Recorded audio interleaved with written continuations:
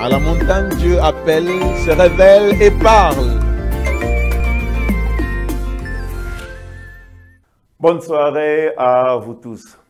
Aujourd'hui, nous allons clôturer avec notre thème intitulé « La marche à reculons ». N'oubliez pas de faire profiter vos proches afin qu'ils soient édifiés ou sauvés. Car la parole nous dit « Crois au Seigneur, Jésus-Christ, tu seras sauvé, toi et ta famille ». Alors, si le dos parle de la grâce, dans ce chapitre, nous allons chercher à comprendre qu'est-ce qui peut permettre à celui qui entre dans l'intimité du Père de trouver grâce. Je vous laisse suivre ce message et retrouvons-nous dans une vingtaine de minutes. Dans le chapitre d'aujourd'hui, mais si en entrant par le dos, ils ont trouvé grâce, c'est quoi alors le dos? Le dos, c'est le jeûne. Parce que quand nous allons à Babylone, Esther chapitre 4 verset 15, la Bible dit que là aussi il y avait une loi. Que toute personne qui entrait sans être invité par le roi devait subir la peine de mort. Mais quand Esther avec Mardoché et tous les Juifs avaient jeûné, elle a trouvé grâce malgré qu'elle n'y soit pas été invitée. Qu'est-ce que je suis en train de dire? Deuxième chose, entrer par le dos, c'est avoir la vie de prière et de jeûne. Je suis en train de dire à quelqu'un qu'il y a une grâce que Dieu accorde aux demandes qui sont accompagnées par la prière et le jeûne. Rappelez-vous du témoignage de Maman Sinfo lors de la campagne. Elles étaient en train de prier. Ils étaient en train de prier. Mais quand ils se sont dit, nous allons prendre un temps pour jeûner, c'était une autre histoire. Je suis en train de dire à quelqu'un que même l'exaucement pour les prières d'autorité demande aussi le jeûne. Car Jésus-Christ dira cette sorte de démons, pour les chasser, il faut jeûner. Qu'est-ce que je suis en train de dire? Je parle à l'église de Lemba Salongo. Dieu veut voir renaître en nous la vie de jeûne et de prière pour nous conduire au débordement de la coupe. Dieu veut voir la vie de jeûne et de prière pour faire des choses au-delà de l'ordinaire. C'est quoi le dos? Le dos, c'est l'humilité. Genèse 33, 10. La Bible dit que pour trouver grâce devant Ésaü, Jacob a dû se prosterner 7 fois à terre avant de le rencontrer. Et il va lui dire, j'ai regardé ta face comme celle d'un Dieu et tu m'as accueilli favorablement.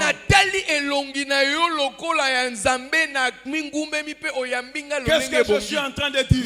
Je suis en train de dire qu'entrer par le dos, c'est avoir une attitude d'humilité dans la présence du Père. Car la Bible déclare que Dieu résiste aux orgueilleux, mais il fait grâce aux humbles. Alors, bayaka liboso nzambe na loma te pour oser côté. Bayaka pe na côté pour eko simba te. Dieu veut voir en nous l'humilité. Quand nous nous approchons de lui. Et je dis à quelqu'un ce matin que si Dieu trouve cette sémence d'humilité en toi, cette année 2018, ta coupe va réellement déborder. Écoutez, quand Jacob s'était présenté devant Ésaü, en réalité, il lui avait donné le dos pour lui dire, je suis inoffensif. Et quand Jacob s'est prosterné 7 fois devant Ésaü, Ésaü n'a plus vu en Jacob ce voleur de bénédiction qu'il fallait à tout prix abattre au moment opportun. Mais il a vu en Jacob ce frère qu'il fallait protéger. Alléluia. Quand Jacob s'est prosterné 7 fois devant Ésaü, en réalité il était en train de lui dire: je suis inoffensif. Je ne suis plus ce Jacob capable de voler la bénédiction et fuir très loin. Mais je suis ce Israël boiteux qui peine même à marcher. Ésaü savait ce que Jacob lui avait fait. Mais son humilité, il avait volé. Il est quand même humble. Il a regardé Jacob non pas pour ce qu'il avait fait, mais il a traité Jacob selon son humilité. Si Dieu retrouve cela en toi, ta coupe va déborder en cette année. Amen. Amen. Mais qui est Cham? Cham ici est le type de Christ. Je suis en train de dire que si Dieu a voulu que cette histoire soit donnée parmi les révélations, c'est parce que l'histoire parle de Christ. Regardez, Cham est le seul qui avait vu le Père dans son état, qui avait connu le Père, qui pouvait en parler et qui a fait part de ce qu'était le frère et le Père auprès de ses frères. Or, quand nous allons dans Jean chapitre 1 verset 18, parlant de Jésus, la Bible dit: personne n'a vu Dieu si ce n'est le Fils. Mais quand nous allons aussi dans Matthieu chapitre 11 verset 27, Jésus lui-même dit: personne ne connaît le Père si ce n'est le Fils, et c'est lui à qui le Fils veut le révéler. Écoutez, de même que Cham pour avoir vu Noé dans sa tente a été maudit, Christ aussi pour avoir vu le Père au ciel, il a été fait malédiction. Car Galate déclare: maudit soit quiconque est pendu au bois. Je suis en train de dire, Jésus-Christ est le seul qui nous a dit ce que le Père était. Amen. Si tu veux savoir ce que Dieu est, c'est pas auprès d'une autre personne, c'est auprès de Jésus-Christ. Amen. Et il a été maudit pour que s'accomplisse la prophétie d'Ésaïe. Le châtiment qui nous donne la paix était tombé sur lui. Regardez, le Père n'a pas commencé par bénir les 2 enfants et puis maudire le premier. Non, il a d'abord maudit Cham, puis a béni les 2 autres. Christ à la croix a d'abord été fait malédiction. Alléluia. Pour que nous soyons bénis. Je suis en train de dire que c'est de la malédiction de Christ que nous avons notre bénédiction. Amen. Écoutez, quand je regarde encore cette histoire, je comprends que quand le Père était en train de maudire Cham, en réalité c'était l'épée des 2 chérubins qui avait tranché la tête de Cham. Parce que Ephésiens 6:17 dit que l'épée symbolise la parole de Dieu. Or, Noé est l'image de Dieu. Donc, pendant qu'il est en train de prononcer ces paroles sur Cham, en réalité c'était l'épée des 2 chérubins qui était en train de couper la tête de Cham. Je suis en train de dire que pour avoir vu l'intimité du Père, Cham avait accédé à l'arbre de vie. Or, Jésus-Christ seul, il est le seul qui est entré là où il nous était défendu. descendu. Et il a subi le poids, la conséquence de ce qu'il a fait. Oh, si l'épée c'est la parole, dans les épîtres, l'apôtre Paul dit que l'épée c'est le jugement. Voilà pourquoi les magistrats tiennent le jugement. Qu'est-ce que je suis en train de dire? En prenant les livres scellés au dedans et au dehors, en réalité Jésus était en train de prendre sur lui, parce que les livres contenaient la parole de Dieu.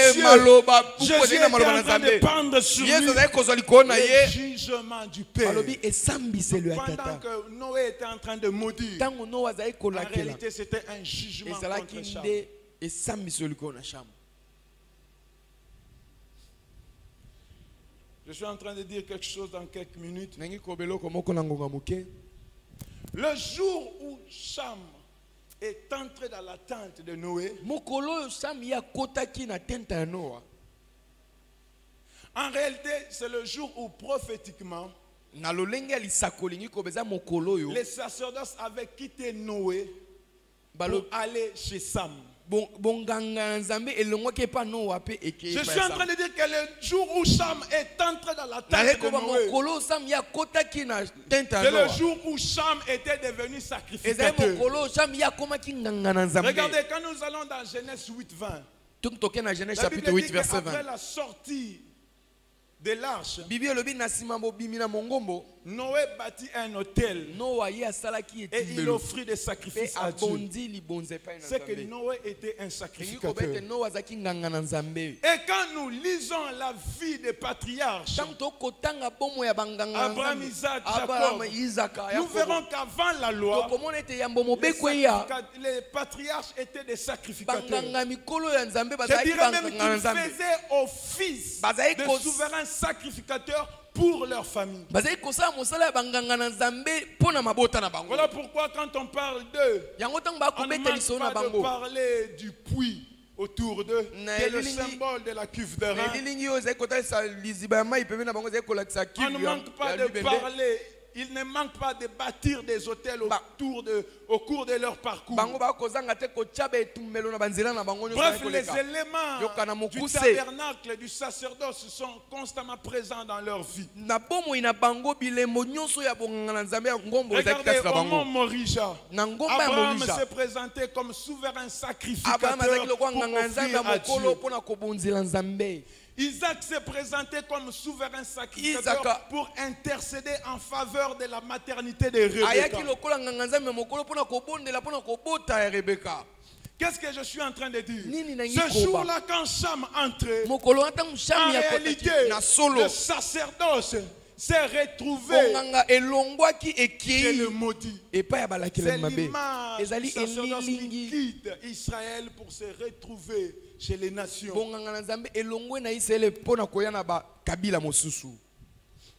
Et après l'enlèvement de l'église, les sacerdoces vont encore revenir à Israël pour dire que chez les nations, le sacerdoce ne reste que pour un temps.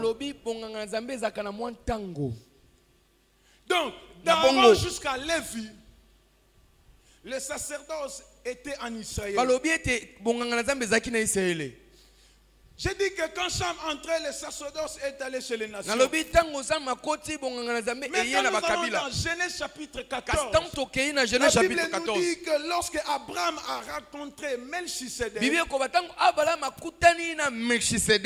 c'est à ce moment-là qu'il y a eu reprise des sacerdoces. Parce que Melchisedec va donner à Abraham premièrement le pain et le vin, symbole du sacerdoce, symbole de la parole et de l'esprit, qui était la nourriture que mangeaient les sacrificateurs de la table de pain de proposition dans la présence de Dieu. Deuxièmement, Melchisedec va bénir Abraham. Or, l'ordre de bénir, Nombre chapitre 6, les enfants d'Israël revenaient à Aaron et à ses fils. Nombre chapitre 6, c'est-à-dire c'est au sacrificateur que revenait la charge de bénir.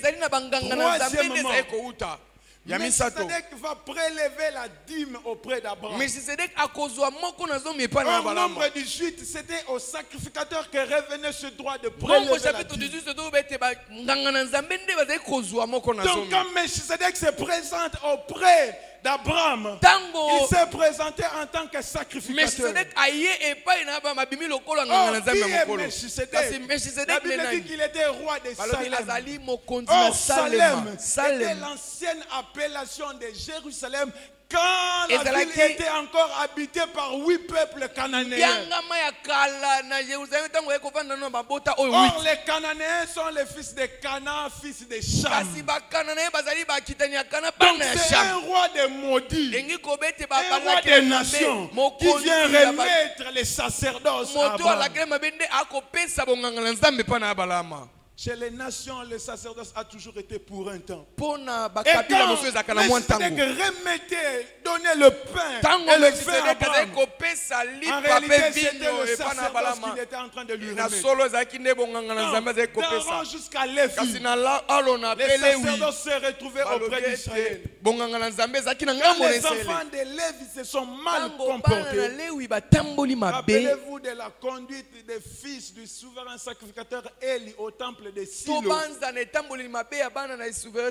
Les sacerdoces ont quitté la maison d'Élie, le béni, pour se retrouver auprès du maudit. Car le prophète Samuel était fils de Corée. Or, Corée était l'une des personnes qui s'était révolté contre Moïse, pour lesquels Dieu, non seulement ils ont été engloutis, ils ont été aussi maudits. Et quand les enfants de Samuel vont mal se comporter, le sacerdoce va quitter la maison de Samuel pour retourner encore en Israël. Parce que chez les nations, le sacerdoce ne reste que pour un temps. Qu'est-ce que je suis en train de dire? Avant la rencontre d'Abraham avec Melchisedec, chacun détenait le produit de l'échange. Je suis en train de dire à quelqu'un ce matin, qu'au moment où nous sommes, le sacerdoce n'est plus en Israël. Au moment où nous sommes, le pain et le vin se trouvent auprès de nous. Si tu pars en Israël, tu pourras voir le mur de lamentation. Tu pourras rentrer avec l'eau du Jourdain. Tu pourras voir ce qu'a été la chambre haute. Mais la parole et l'esprit se trouve auprès de nous. Kumisa nzambe, posikoyo nzambe azana ngambo na biso. Lokola azana ngambo na biso, biloko ebele eza possible. Lokola azana ngambo na biso, même débordement ya coupe na yo eza possible. Ça veut dire que la sécheresse n'est plus en Égypte. La sécheresse se retrouve à Bethel. Pour avoir la provision, même Israël doit aller en Égypte. Parce que Joseph n'est plus à Bethel. Joseph se retrouve en Égypte. Les songes, c'est en Égypte. L'interprétation des songes, c'est en Égypte. L'abondance, c'est en Égypte. Ils ont pris le manteau. Non seulement ils ont marché à reculons, ils avaient aussi pris le manteau. Et ils avaient placé le manteau au niveau des épaules. Ils n'avaient pas placé le manteau au niveau des chevilles. Ce n'était pas au niveau des genoux. Ce n'était pas au niveau des reins. C'est au niveau des épaules. Voilà. Débordement. Que Dieu vous bénisse. Bienvenue à ceux qui nous rejoignent pour la suite de notre émission.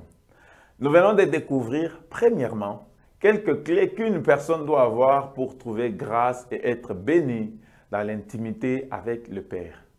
Il s'agit notamment de l'humilité, des prières, des jeûnes. Deuxièmement, le lien entre ce récit de Cham qui est maudit et Christ a été établi. Car Cham, ce fils maudit par le Père, est en réalité le type de Christ qui, à la croix, est devenu malédiction comme châtiment du Père pour que nous soyons bénis. Alors, si vous avez été bénis par cette émission, faites-en part à d'autres en partageant ce lien. Nous serons aussi contents de vous lire en retour, soit en commentant ou en nous écrivant.